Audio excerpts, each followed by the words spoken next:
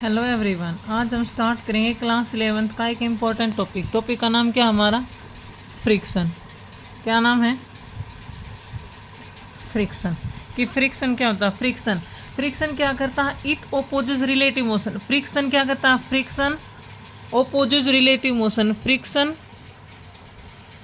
ओपोजेज relative motion क्या करता है? रिलेटिव मोशन को ओपोज करता है। जैसे देखो, ये हमारा कोई सरफेस है, सरफेस के ऊपर कोई ब्लॉक रखा है, मास m का ब्लॉक है। अगर हम इस ब्लॉक को इस डायरेक्शन में हम ऐसे फोर्स लगा रहे हैं, उसकी तरफ कैसे हम फोर्स लगा के उसको आगे की तरफ मूव करवाना चाह रहे हैं, लेकिन फ्रिक्शन कैसे एक्ट करेगा? फ्रिक्शन को दिखाते हैं स्मॉल ऐसे डिनोट करते हैं। फ्रिक्शन एक्ट करेगा ऑपोजिट, कि हम जिस फोर्स से उसको आगे कर रहे हैं, फ्रिक्शन वैसे ही ऑपोजिट डायरेक्शन में लगेगा, ताकि उसको क्या करेगा? थोड़ा बहुत रिपोज करेगा, कि भाई उसको यहीं पे रोकने की कोशिश करेगा। ये क्या होता है? हमारा फ्रिक्शन होता है। फ्रिक्शन क्या करता है? ओपोज करता है रिलेटिव मोशन को। अब ये देखो कि फ्रिक्शन लगता है क्यों किसी भी सरफेस में? फ्रिक्शन एक्ट्स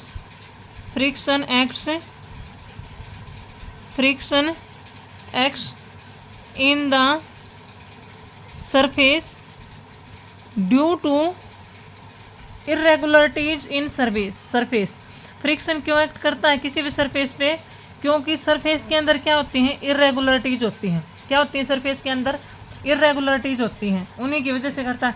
जैसे हम एक तो लेंगे प्लेन सरफेस ले लिया, जैसे ये हमारा क्या है? कोई प्लेन सरफेस है, और ये हमारा क्या है? कोई रफ सरफेस है। ऐसे क्या है? ये रफ सरफेस है, और हमें क्या बताना है कि कौन से के ऊपर फ्रिक्शन ज़्यादा लगेगा।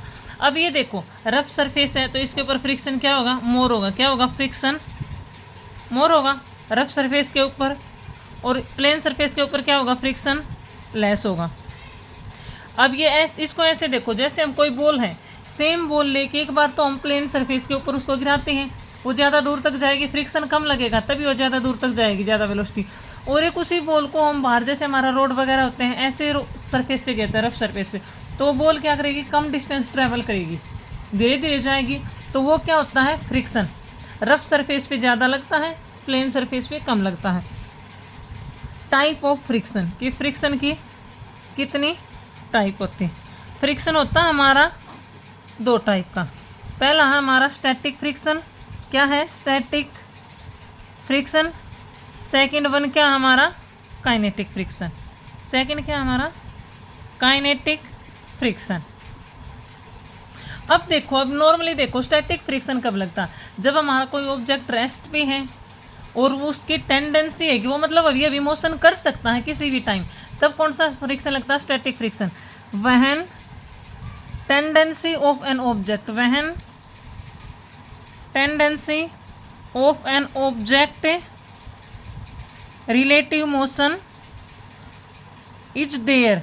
अगर किसी ऑब्जेक्ट की टेंडेंसी है कि वो किसी भी टाइम पे रिलेटिव मोशन कर सकता है, तो उस टाइम पे कैसा फ्रिक्शन लगता है? स्टैटिक फ्रिक्शन लगता है। अब देखो, स्टैटिक फ्रिक्शन हमारा कैसा होता है? Static friction is self adjusting friction. Static friction is self adjusting friction. Self adjusting friction बोला मैंने, इससे आप क्या समझे? सेल्फ एडजस्टिंग का मतलब क्या है? जैसे देख, मान लो हमें कोई एग्जाम्पल लेते हैं, हम कोई जिसके अंदर क्या है, जैसे कोई गाड़ी है रोड के ऊपर है, उसका स्टैटिक फ्रिक्शन हमें दे दिया कि इसका स्टैटिक फ्रिक्शन मान लो हमें दे दिया कि कितना है? 10 न्यूटन है। 10 न्यूटन दे दिया, और हम उस गाड़ी के ऊपर हम अप्लाई करें फोर्स, जो कि क्या करें? हम अप्लाई कर रहे हैं, वो कितना है? 5 न्यूटन। अगर ये है तो इस हिसाब से, तो जब हम गाड़ी के ऊपर फोर्स 5 न्यूटन करते हैं, उसका स्टैटिक फ्रिक्शन 10 है, तो वो गाड़ी बैक में जानी चाहिए। जैसे ये है, इसके हमने फोर्स लगाया 5 न्यूटन, स्टैटिक फ्रिक्शन कितना है जो रोकने का? 10 न्यूटन। तो इस हिसाब से तो गाड़ी दूसरी साइड में जानी चाहिए, 5 न्यूटन फोर्स से जानी चाहिए ना, कि नहीं जानी चाहिए? जानी चाहिए। लेकिन स्टैटिक फ्रिक्शन क्या है? सेल्फ एडजस्टिंग है। जब लगने वाला फोर्स अगर इससे कम है, तो ये अपने आप को क्या कर लेती है? सेल्फ एडजस्ट कर लेती है अपने आप। ये यहाँ पे 10 न्यूटन ना लगे, क्या लग जाएगा? 5 न्यूटन लग जाएगा, ताकि ये गाड़ी यहीं पे रेस्ट पे रह सके। और अगर इससे स्टैटिक फ्रिक्शन से ज़्यादा अगर हम फोर्स लगा देते हैं, तब ये बॉडी मूव करेगी, तब ये अपने आप को ऊपर नहीं ले जा सकता। Static friction. अब क्या है, पहले हम स्टैटिक फ्रिक्शन ही देख लेते हैं कि क्या स्टैटिक फ्रिक्शन में। Static friction, it has no formula, it has no formula. Static friction के लिए क्या हमारे पास कोई भी फॉर्मूला नहीं है। स्टैटिक फ्रिक्शन के लिए क्या है, कोई भी फॉर्मूला नहीं है। स्टैटिक फ्रिक्शन जो हमारा एफ एस, इसकी वैल्यू जो होती है 0 से लेके जो हमारा लिमिटिंग मैक्सिमम लिमिट होती है लिमिटिंग फ्रिक्शन तक, कहीं पर भी इसकी वैल्यू क्या हो सकती है, आ सकती है। स्टैटिक फ्रिक्शन की वैल्यू 0 से लेके मैक्सिमम लिमिट तक कहीं पर भी आ सकती है।